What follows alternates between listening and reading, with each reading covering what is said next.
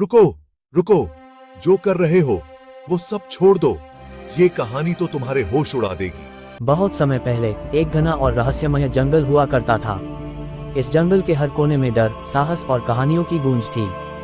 जंगल के केंद्र में एक बड़ी नदी बहती थी, जिसके किनारे घने पेड़ों का जाल और मखमली घास फैली हुई थी।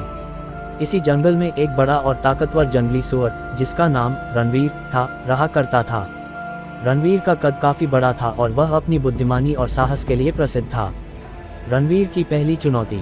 जंगल में रहने वाले दूसरे जानवरों को रणवीर का डर था, लेकिन वह किसी को बेवजह परेशान नहीं करता था।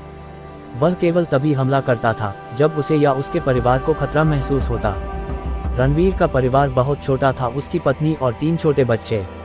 वे सब जंगल के बीच एक पुराने पेड़ के नीचे रहते थे, जहां उन्हें सुरक्षित महसूस होता था। लेकिन जंगल में शांति ज्यादा दिनों तक नहीं रही। एक दिन कुछ शिकारी जंगल में आए, जिनका मकसद जंगली जानवरों का शिकार करना था। शिकारी अच्छी तरह से सुसज्जित थे और जंगल के जानवरों के लिए बड़ी मुसीबत बन गए थे। रणवीर की योजना। जंगल के जानवर शिकारी से डर गए थे और उनके हमलों से परेशान थे। उन्होंने रणवीर से मदद की गुहार लगाई। रणवीर ने स्थिति को समझते हुए अपनी बुद्धिमानी से योजना बनाई। वह जानता था कि शिकारी ताकत से नहीं, बल्कि दिमाग से हराए जा सकते हैं। उसने जंगल के सारे जानवरों को इकट्ठा किया और उन्हें योजना समझाई। रणवीर ने अपने पुराने मित्र, एक तेज दौड़ने वाले हिरन हिराल से मदद मांगी, जो जंगल के चारों ओर तेजी से दौड़ सकता था। हिराल का काम था शिकारी को भ्रमित करना और उन्हें जंगल के गहरे हिस्से में ले जाना, जहां रणवीर और बाकी जानवर पहले से घात लगाए बैठे थे।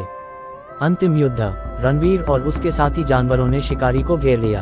एक तरफ से शिकारी डर गए, लेकिन वे हार मानने वाले नहीं थे। उन्होंने अपने हथियार निकाल लिए और रणवीर और उसके साथियों पर हमला करने की कोशिश की। लेकिन रणवीर ने अपनी पूरी ताकत और चतुराई से उन पर हमला कर दिया। जानवरों ने एक साथ मिलकर शिकारी पर आक्रमण किया और अंत में शिकारी भागने पर मजबूर हो गए। समापन। रणवीर की बहादुरी और उसकी बुद्धिमानी के कारण जंगल फिर से सुरक्षित हो गया।